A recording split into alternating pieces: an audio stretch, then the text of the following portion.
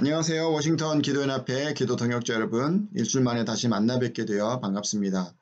오늘은 지난주에 말씀드렸듯이 이슬람에 대해서 잠시 나눌 시간을 가질 텐데요. 오늘은 무슬림 난민에 대해서 좀 소개해 드리려고 합니다. 예전에 전 세계 80억 인구 중에서 약 1억 명 정도가 난민으로 자신의 삶의 터전을 떠났다고 말씀드렸습니다. 엄청난 지각 변동이 일어난 것인데요. 이슬람 선교 차원으로 보면 새로운 기회가 열렸다고 할 수 있습니다. 2010년 12월 튀니지에서 시작한 민주화의 열망으로 아랍의 봄 물결은 2011년도에 절정에 달했습니다. 그런데 안타깝게도 이 일로 인해 많은 희생과 아픔을 겪게 됐고 그 대표적인 나라가 시리아라고 우리가 알고 있습니다.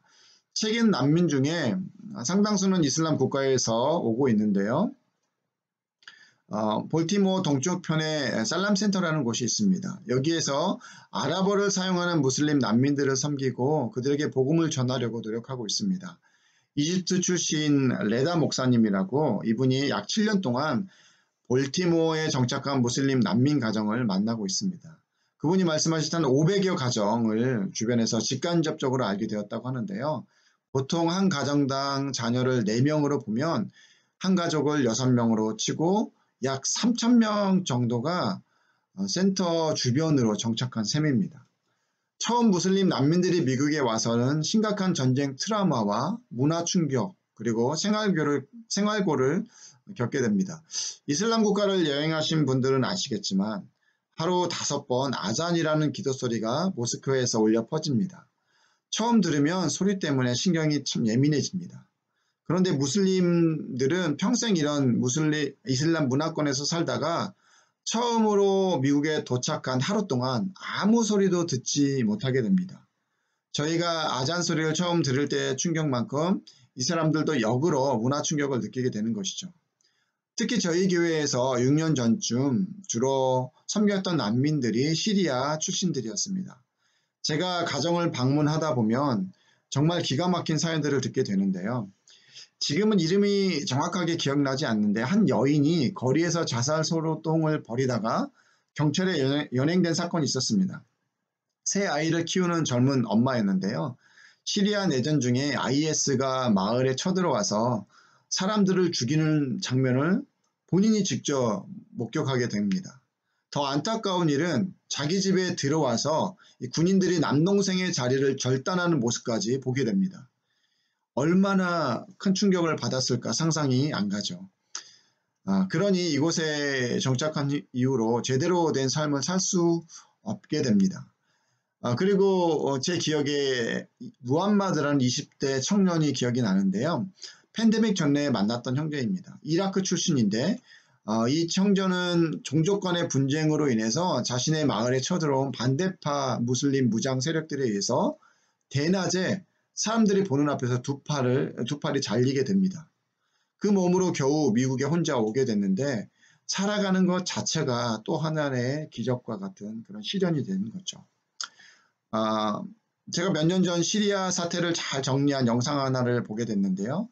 혹시 보시면 중동 사태를 조금 이해하실 데 도움이 될까봐 아래 링크에 걸어 놓았습니다. 한번 관심 있는 분들은 보시고 보시면 중동 사태를 이해하는 데 도움이 되리라 믿습니다. 미국에는 한 해에 많은 난민들이 들어옵니다. 오바마 정권 때는 약 2016년도를 기억하는데요. 8만 5천 명 정도가 들어왔고 트럼프 정권 말에는 적게 들어올 땐 2만 명 전후로 이렇게 들어올 때가 있었습니다. 난민들이 미국에 들어오는 것은 플러스보다는 마이너스가 더 많겠죠. 인도주의적인 차원에서 국제사회 협력하는 일환으로 난민들을 받아들이는 걸로 보입니다. 저는 정치는 잘 모르겠습니다.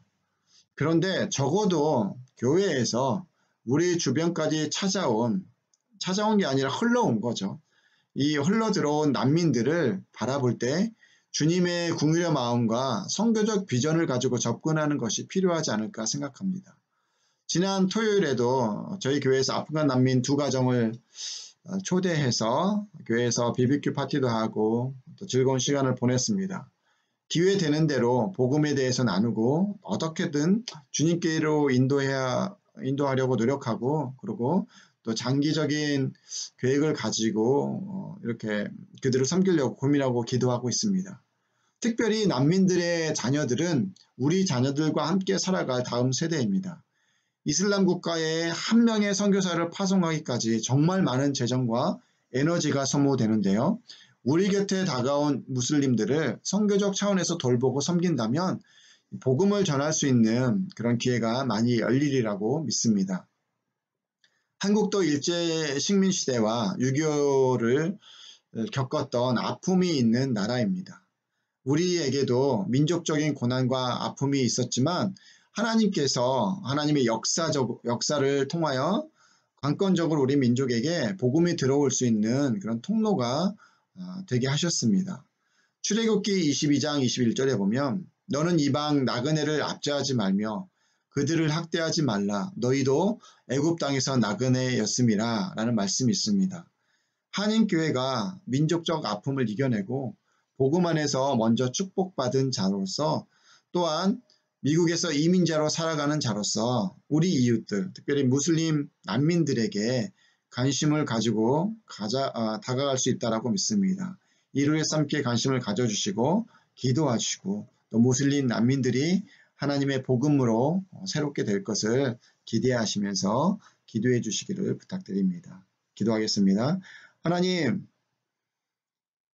이 세상에서 벌어지는 모든 일들, 그러한 정치적인 소용돌이, 이것들을 그냥 세상적인 관점으로 보는 것이 아니라 하나님의 관점으로 보길 원합니다.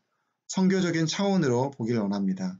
하나님, 우리가 때를 얻든지 못 얻든지 주변에 하나님께서 사랑하시는 그 영혼들에 대해서 관심을 갖게 하시고 특별히 무슬림 난민들에 대해서 관심을 갖고 그들을 섬길 수 있는 기회들이 한인교회도 많이 열리게 하여 주시옵소서. 이를 위해서 함께 기도하는 오늘 하루 될 수 있도록 하나님 우리 마음을 움직여 주시옵소서. 감사드립니다. 우리 구주 예수 그리스도의 이름으로 기도합니다. 아멘.